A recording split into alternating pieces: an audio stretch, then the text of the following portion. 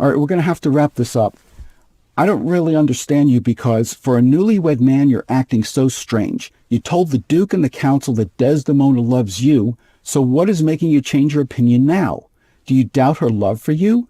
How wrong can you be? She told everyone in the assembly that she's yours ever faithful. General, I'm telling you true that Iago is the one you ought to doubt, not your bride.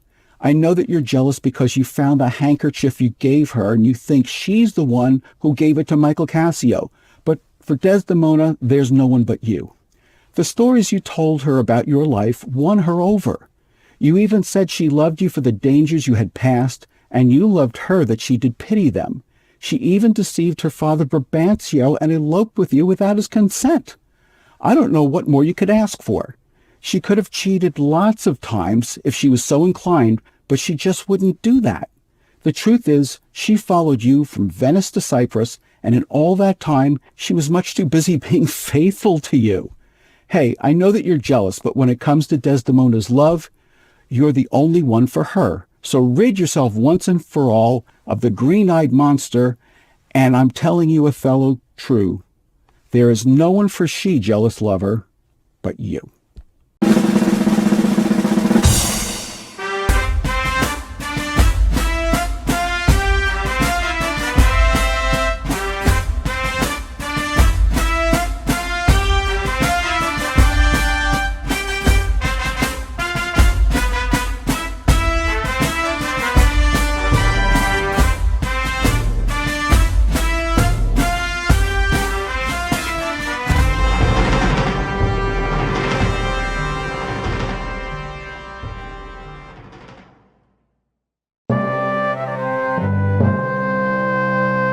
In the 2001 movie Pearl Harbor, Admiral Kimmel delivers my most favorite line saying, "A smart enemy hits you exactly where you think you're safe." That advice is very applicable to Othello, who puts his trust in Iago, a world-class manipulator who in turn exploits that trust by planting the seeds of doubt and jealousy in Othello's mind about his wife Desdemona. So let's take a look at the plot. The play opens with a wealthy but pathetic character named Rodrigo upset when Iago tells him about the recent secret marriage between Desdemona, the daughter of Brabantio, a senator, and Othello, a Moor and the general of the Venetian army. Rodrigo is frustrated because he loves Desdemona and her father denied him his daughter's hand in marriage. Iago hates Othello for naming Michael Cassio as his lieutenant, whom Iago considers a less experienced soldier than himself. Iago tells Rodrigo that he plans to take advantage of Othello for his own purposes and convinces Rodrigo to wake Brabantio and tell him about his daughter's elopement with Othello. Meanwhile, Iago sneaks away to find Othello and warn him that Brabantio is looking for him. An enraged Brabantio confronts Othello, but he finds Othello accompanied by the Duke of Venice's guards who prevent any violence. They all learn that the Turks are going to attack Cyprus, and Othello is sent for to advise the senators. Brabantio accompanies Othello to the Duke's residence and accuses Othello of seducing Desdemona by witchcraft. Othello eloquently defends himself before the Duke of Venice, Brabantio, and the other senators, explaining that while he was a guest of Brabantio's home, Desdemona became enamored of him after hearing the sad and compelling stories he told of his life before Venice, and not by any use of witchcraft. Desdemona confirms that she loves Othello, but Brabantio warns Othello that Desdemona may betray him. Iago takes note of Brabantio's remark. The Duke orders Othello to leave Venice and command the Venetian armies against the invading Turks on the island of Cyprus.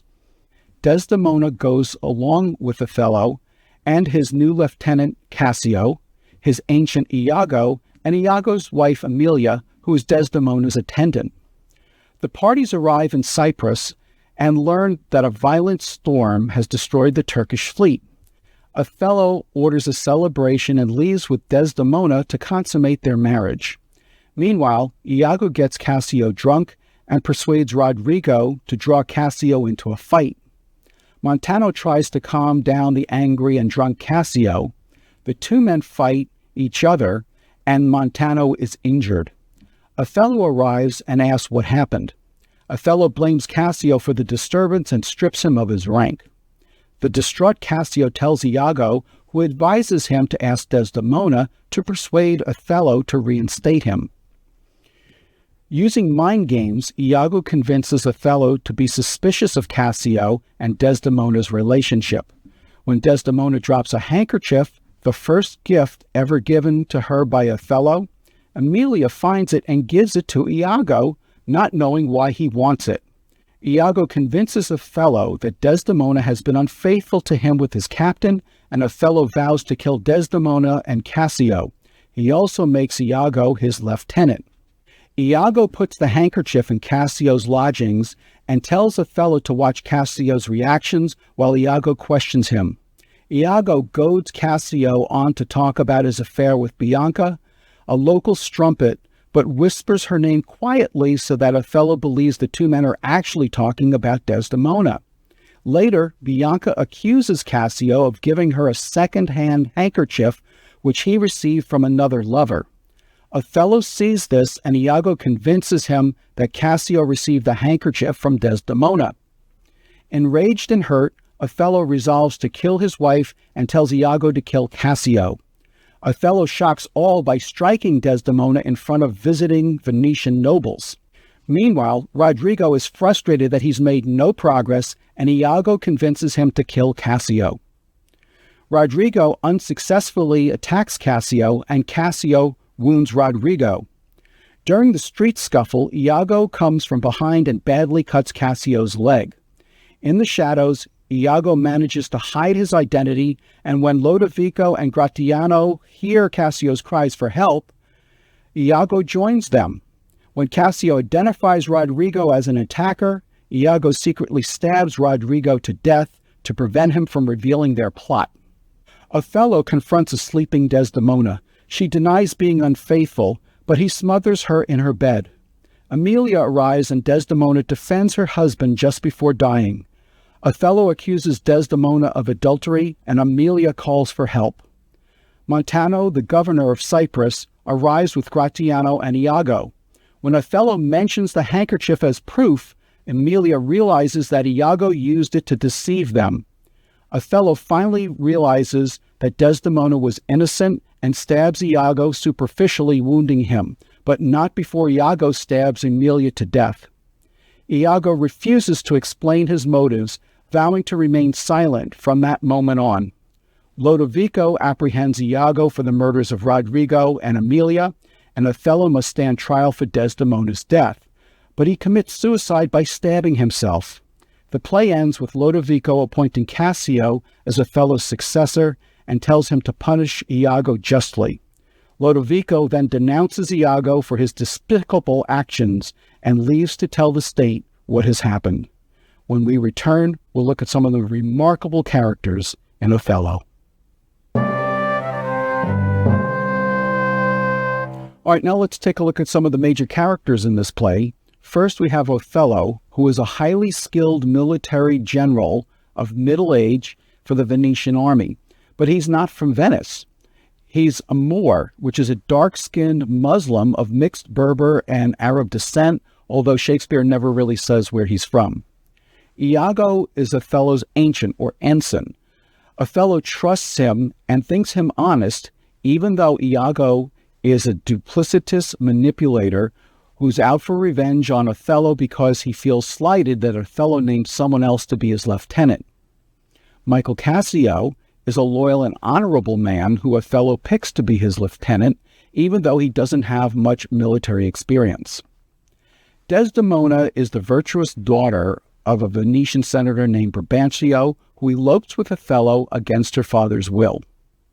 Rodrigo is a gullible nobleman of Venice who loves Desdemona, but Brabantio denied him permission to marry her. Iago manipulates and exploits Rodrigo for money and his own personal gain. And finally, Emilia is both wife of Iago and Desdemona's lady-in-waiting. Emilia sometimes makes outrageous comments when the two women are alone. Nevertheless, she is courageous and loyal to Desdemona. right up to the end of her life. She bears some recognition to Paulina in The Winter's Tale because she's not afraid to tell her lady's husband that he is a fool for doubting her fidelity, despite the fact that her own life could be in danger. When we get back, we'll look at some of the plot devices and memorable scenes from Othello. All right, now let's take a look at some of the plot devices and memorable scenes from Othello. Although we see the common theme of a father who objects to his daughter's choice in marriage, this is a relatively minor plot device in Othello because it doesn't prevent the couple from getting married. However, one of the most pivotal plot devices in Othello is the handkerchief that he gives Desdemona. Just like Imogen's bracelet in Cymbeline or Portia's ring in The Merchant of Venice, it symbolizes fidelity and trust. Othello goes to great lengths explaining its origin, but it becomes the couple's undoing once it falls into the villainous hands of Iago. He uses it to drive a wedge between the husband and wife and to frame Cassio for having an affair with Desdemona. Not only that, but there's collateral damage to Emilia, who becomes an unknowing accomplice, and Bianca, who thinks Michael Cassio is cheating on her. This is a very visual play, and there's so many memorable scenes to choose from, but I wanted to point out two of Othello's earliest speeches, both of which take place in Act 1, Scene 3. First, he delivers an eloquent speech to the senators, ironically asking them to excuse his poor speaking skills. Listen to this. Most potent, grave, and reverend signors, my very noble and approved masters, that I have taken away this old man's daughter, it is most true. True, I have married her. The very head and front of my offending hath this extent, no more. Rude am I in my speech, and little blessed with the soft phrase of peace, for since these arms of mine had 7 years' pith, till now, some 9 moons wasted, they have used their dearest action in the tented field, and little of this great world can I speak, more than pertains to feats of broil and battle, and therefore little shall I grace my cause in speaking for myself. Yet by your gracious patience I will a round unvarnished tale deliver of my whole course of love, what drugs, what charms, what conjuration, and what mighty magic, for such proceeding I am charged withal, I won his daughter. He then follows up with a beautiful speech to the Senate about just how he came to win Desdemona's heart. Her father loved me, oft invited me, still questioned me the story of my life, from year to year, the battles, sieges, fortunes that I have passed. I ran it through even from my boyish days to the very moment that he bade me tell it, wherein I spoke of most disastrous chances, of moving accidents by flood and field, of hair-breadth scapes in the imminent deadly breach, of being taken by the insolent foe and sold to slavery, of my redemption thence, and portents in my travels' history, wherein of anters vast and deserts idle, rough quarries, rocks, and hills whose heads touch heaven, it was my hint to speak, such was the process, and of the cannibals that eat each other, the anthropophagi, and men whose heads do grow beneath their shoulders. These are the legendary creatures known as the blemnies. This to hear would Desdemona seriously incline, but still the house affairs would draw her thence.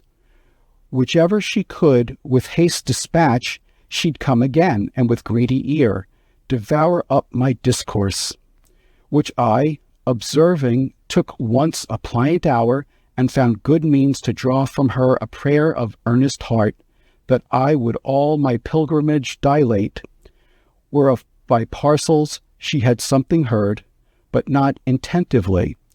I did consent, and often did beguile her of her tears, when I did speak of some disastrous stroke that my youth suffered. My story being done, she gave me for my pains a world of sighs. She swore in faith 'twas strange, 'twas passing strange, 'twas pitiful, 'twas wondrous pitiful.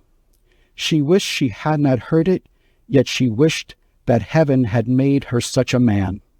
She thanked me and bade me, if I had a friend that loved her, I should teach him how to tell my story, and that would woo her. Upon this hint I spake. She loved me for the dangers I had passed, and I loved her that she did pity them. This only is the witchcraft I have used. And then the Duke follows it up with an aside saying, I think this tale would win my daughter too. When we get back, we'll look at some of the major themes in Othello. Let's look at some of the major themes in Othello. Virtually every major character is either dissatisfied or disappointed at some point in the play. Rodrigo is disappointed at the very beginning because Desdemona's father won't let him marry her. Iago also starts off disappointed because Othello chooses his less experienced Michael Cassio as his lieutenant over Iago. Brabantio's dissatisfaction stems from his daughters running off and eloping with Othello the Moor. Othello becomes dissatisfied with whether or not he can trust Desdemona because Iago keeps suggesting that she's been unfaithful to him. Michael Cassio is disappointed when Othello strips him of his rank after he gets into a drunken brawl. Desdemona becomes disappointed when she can't figure out why her husband struck her in public and calls her a whore. And Emilia is disappointed in Iago for spreading lies that lead to Desdemona's death. Listen to this conversation that Desdemona and Emilia have in Act 4, Scene 3, when the two of them are discussing why wives are unfaithful to their husbands. Please note, it is a much more mature and intimate conversation between these two close women than we see between Celia and Rosalind in As You Like It. Desdemona begins, "Oh, these men, dost thou in conscience think, tell me, Emilia, that there be women do abuse their husbands in such gross kind? There be some such, no question. Wouldst thou do such a deed for all the world? Why, would not you? No, by this heavenly light.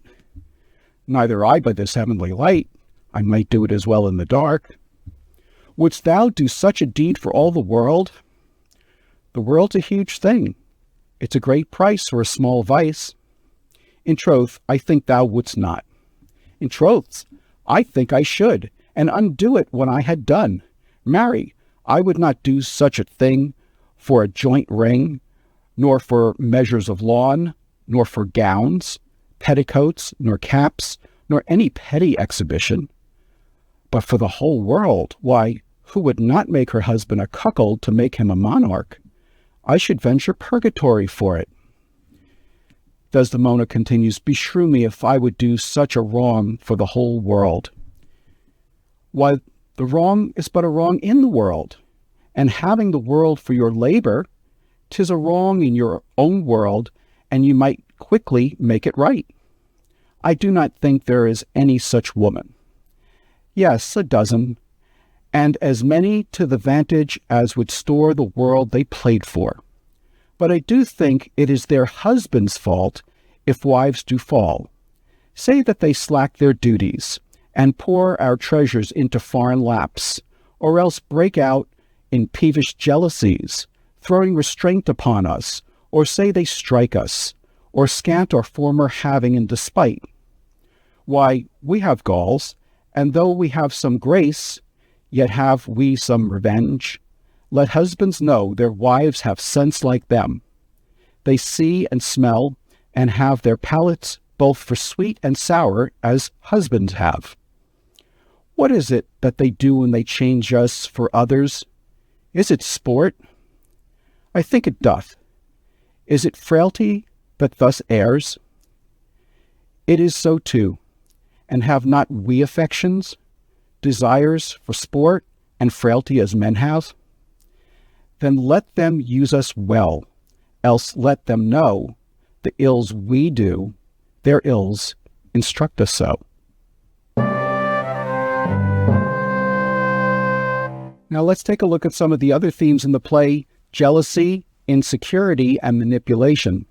Othello's jealousy has become legendary because of the phrase uttered by Iago in Act 3, Scene 3, which says, "Oh, beware, my lord, of jealousy. It is the green-eyed monster which doth mock the meat it feeds on." We also see insecurity grab hold of Rodrigo, who doesn't think he's worthy to be with Desdemona. Michael Cassio grows insecure after allowing himself to get drunk and out of control, which cost him his rank in the army. He seems very guilty and sheepish, asking Desdemona to help him get back in Othello's good graces. Desdemona also becomes insecure when she can't figure out why her husband is so angry at her for losing his handkerchief. And of course, no one is more insecure in this play than Othello himself, after Iago keeps planting seeds of doubt in his mind about his wife's infidelity with Michael Cassio. These are most prevalent in Act 3, Scene 3. First, he says he'd rather his wife be unfaithful and not know what was happening. He says to Iago, "Avaunt, be gone, thou hast set me on the rack. I swear 'tis better to be much abused than but to know it a little. What sense had I of her stolen hours of lust? I saw it not, thought it not, it harmed not me. I slept the next night well, was free and merry. I found not Cassio's kisses on her lips. He that is robbed, not wanting what is stolen, let him not know it, and he's not robbed at all. I had been happy if the general camp, pioneers and all, had tasted her sweet body. So I had nothing known. Oh, now forever farewell the tranquil mind, farewell content, farewell the plumed troop, the big wars that make ambition virtue. Oh, farewell, farewell the neighing steed, and the shrill trump, the spirit-stirring drum, the ear-piercing fife, the royal banner, and all quality, pride, pomp, and circumstance of glorious war. And, oh, you mortal engines, whose rude throats the immortal Jove's dead clamors counterfeit, farewell, Othello's occupations gone." Next, he continues, threatening Iago and demanding ocular proof. That's the visual evidence of the affair. "Villain, be sure thou prove my love a whore. Be sure of it. Give me the ocular proof, or by the worth of man's eternal soul, thou hadst been better have been born a dog than answer my waked wrath. Make me to see it, or at least so prove it, that the probation bear no hinge, no loop, to hang a doubt on, or woe upon thy life. If thou dost slander her and torture me, never pray more, abandon all remorse. On horror's head horrors accumulate. Do deeds to make heaven weep, all earth amazed, for nothing canst thou to damnation add greater than that." Incidentally, this exchange is very similar to the warning that Richard Plantagenet delivers to Hubert in the life and death of King John if he was responsible for Arthur's death. When we get back, we'll look at some of the most powerful lines in Othello. Now let's take a look at some of the most powerful lines in this play. Besides the expression, "the green-eyed monster," the second most famous line is in Act 1, Scene 1, when Iago says, "I will wear my heart on my sleeve." Most people use these expressions today, don't even realize that they came from Shakespeare, but there's certainly many more powerful lines in Othello. In Act 5, Scene 2, Othello approaches Desdemona as she sleeps and utters these haunting words as he looks at a candle, and then her. "Put out the light," and then "put out the light." In other words, once he's put out the candle, he can relight it, but once he extinguishes his wife, she's gone forever. Also in Act 5, Scene 2 are the two final exchanges we'll review today. First, Othello confronts Desdemona as he's about to kill her and says, "Have you prayed tonight, Desdemona?" "Ay, my lord." "If you bethink yourself of any crime unreconciled as yet to heaven and grace, solicit for it straight." "Alas, my lord, What do you mean by that? Well, do it, and be brief. I will walk by. I would not kill thy unprepared spirit. No, heaven forfend, I would not kill thy soul.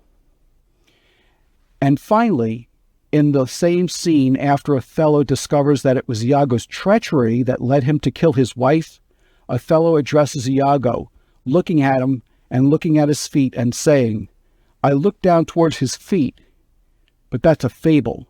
In other words, he considers him a devil and expects to see hooves for feet.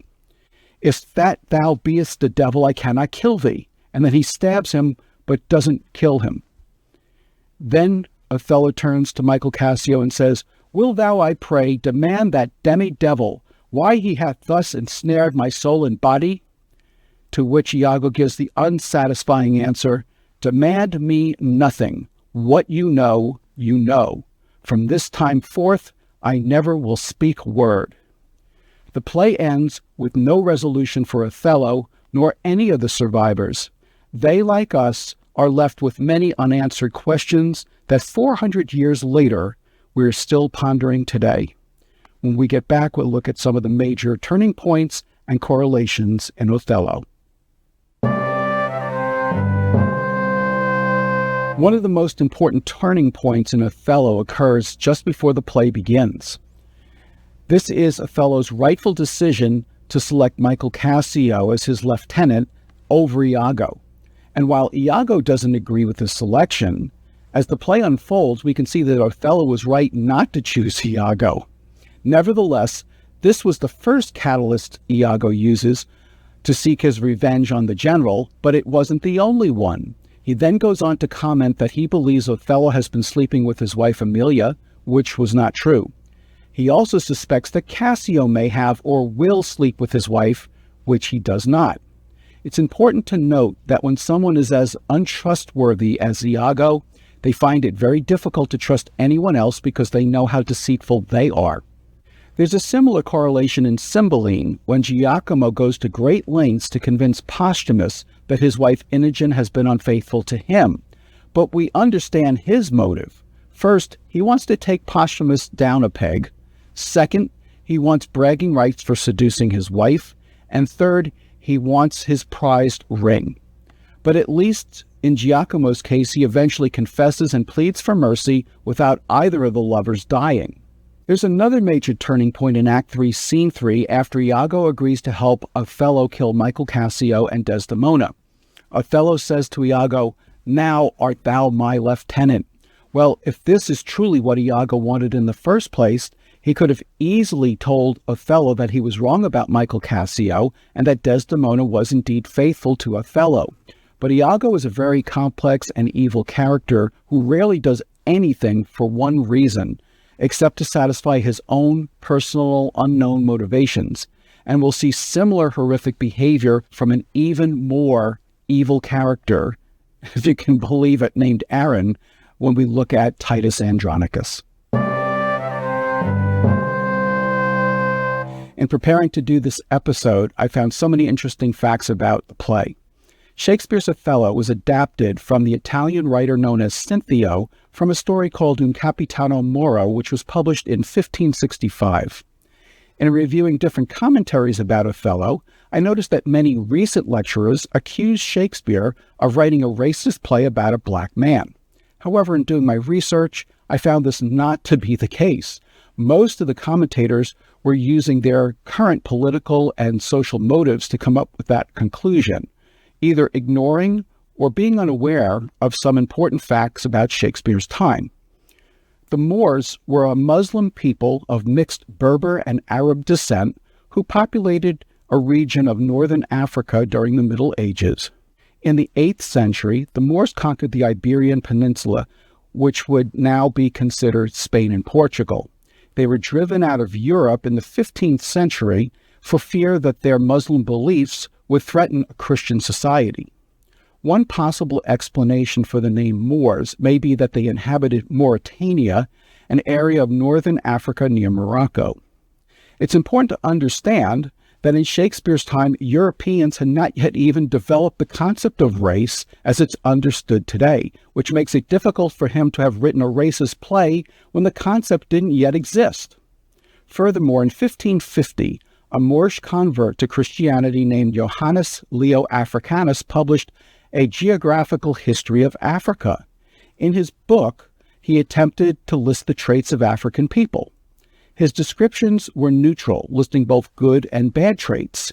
In the English translation, which Shakespeare most likely read, he described Africans as most honest people, subject to jealousy, proud, high-minded, naive, and addicted to wrath.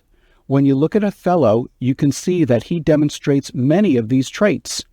The author also mentioned that Moors were vulnerable to sleeping sickness, which may explain why Othello suffers from epilepsy. I also wonder what these same critics would have called him had he only written roles for white Christians. Also, remember that Shakespeare painted the dark-skinned Othello as a tragic hero, whereas Iago is the evil, white-skinned monster. And ironically, Shakespeare uses the word honest and honesty in the play approximately 50 times, primarily referring to Iago. It's important to remember that Shakespeare was first and foremost a master dramatist and playwright. He wrote captivating plays for his audiences and magnificent and memorable roles for his acting company. Had he not done so, we wouldn't still be discussing Othello in such depth so many years later, and we would not have seen such incredible actors portray this role, including Paul Robeson, Orson Welles, Laurence Olivier, Richard Burton, John Gielgud, Raoul Julia, James Earl Jones, Lawrence Fishburne, Avery Brooks, and Denzel Washington. By the way, Patrick Stewart played Othello as a white man in an all-black supporting cast production in 1997. In case you were wondering, the anthropophagi mentioned in the first scene are a mythical race of cannibals first mentioned by the ancient Greek author Herodotus, and the men whose heads grow beneath their shoulders refers to a different mythical race known as the Blemmies. And lastly, I started off this episode using a 1958 Frank Sinatra song called Hey Jealous Lover in the opening. Frank Sinatra also recorded another song called Here's to the Losers in 1964, in which the first line goes, "Here's to those who love not wisely, no, not wisely, but too well," which was taken from Othello's final speech in Act 5. When we return, we'll look at some of the great actors in the 1981 BBC version of this play. All right, now let's take a look at some of the remarkable actors in the 1981 BBC Shakespeare version of Othello. Anthony Hopkins, who plays Othello, was selected over James Earl Jones because Hopkins had a British accent, which is ironic because Othello wasn't British or even Venetian. He was most likely from Africa. Bob Hoskins, who plays Iago, is probably best known for his role in Who Framed Roger Rabbit in 1988. Penelope Wilton, who plays Desdemona, also played Regan in King Lear in 1979. Anthony Pedley, who plays Rodrigo, also plays Agrippa in the BBC version of Julius Caesar, Junius Brutus in Coriolanus, Ajax in Troilus and Cressida, and Tranio in The Taming of the Shrew. Rosemary Leach, who plays Amelia, also played the widow of Venice in All's Well That Ends Well in 1981. Tony Steedman, who plays Montano, also played Duke Senior's Lord in As You Like It in 1978, and Aeneas in Troilus and Cressida in 1981. And finally, Terence McGinnity, who plays the second gentleman, also plays Lucianus in Hamlet in 1980, the first gentleman in All's Well That Ends Well, and Servilius in Timon of Athens, both in 1981, and the British captain in Cymbeline in 1982. I also encourage you to watch the 1995 Oliver Parker version, which stars Kenneth Branagh as Iago and Lawrence Fishburne as Othello, and the 1965 Stuart Burge version, which stars Laurence Olivier as Othello, Maggie Smith as Desdemona, and a 27-year-old Derek Jacobi as Michael Cassio. Now, get ready for today's trivia challenge, which is called You Can Say That Again. All right, now it's time for today's trivia challenge called You Could Say That Again. Name the characters who say these repeated words and the plays in which they appear. Number 1, tomorrow, and tomorrow, and tomorrow. Number 2, kill, kill, kill, kill, kill him. And number 3, the handkerchief. The handkerchief. The handkerchief. When we return, I'll have the answers for you, as well as some relevant lessons from Othello. All right, now let's see how you did on today's trivia challenge called You Could Say That Again. You were to name the characters who say these repeated words and the plays in which they appear. Number 1, tomorrow, and tomorrow, and tomorrow. That would be Macbeth in Macbeth. Number 2, kill, kill, kill, kill, kill him. That would be the conspirators in Coriolanus. And number 3, the handkerchief. The handkerchief. The handkerchief. That would be Othello in Othello. Now, let's wrap up with some relevant lessons from Othello. First, as human beings, we often react emotionally when we should respond logically. Sometimes you just need to take a deep breath and think things through before reacting. Next, as much as we don't like to admit it, there are con men and con women who look to take advantage of us. Avoid jumping to conclusions, especially in serious matters. Be sure you get your facts straight before you act on a suspicion. And third, the Venetian Senate didn't make Othello their general because he was dark-skinned. They promoted him because of his heroic track record as a skilled military leader and his vast knowledge and experience. When we fail, it's usually because we didn't work hard enough to win. When we succeed, it's usually because we've earned the right to succeed. So don't see being different as a reason for not fitting in, but rather just another way for you to stand out. So remember, you can make excuses or you can make history, but you can't make them both at the same time. I'm Dave Romeo, and thank you for watching this episode of Romeo and Shakespeare. Please join me next time when an illegitimate villain attempts to part two young lovers, and if that weren't enough, you'll see a confirmed bachelor and a sharp-tongued harpy who are destined to fall in love.